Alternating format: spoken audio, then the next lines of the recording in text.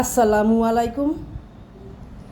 আমি এইখানে নিয়েছি কাঁচা হলুদ, আদা, লং, দারচিনি।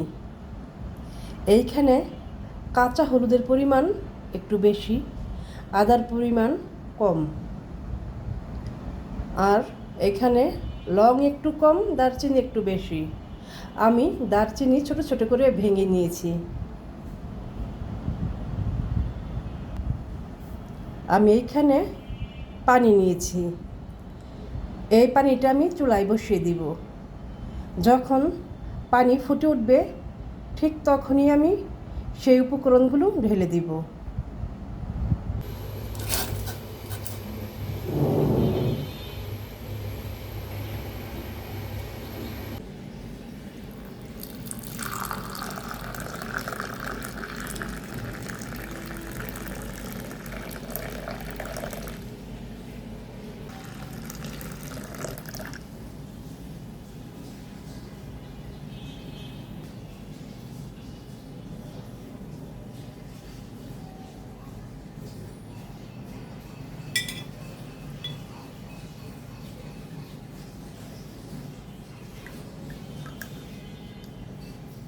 আমি এক্সট্রা ভার্জিন নারিকেল তেল দিয়ে দিলাম।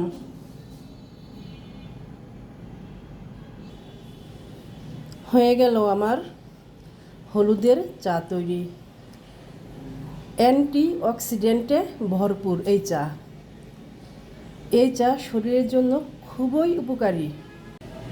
আপনারাও আমার মতো করে চা তৈরি করে খাবেন। আমি এখানে 2 কাপ চা তৈরি করেছি, আমরা মা ছেলে খাবো বলে। তো আশা করি আমার ভিডিওটি আপনাদের ভালো লাগবে। আজকের মতো এই পর্যন্ত। আপনারা সবাই ভালো থাকেন। আল্লাহ হাফেজ।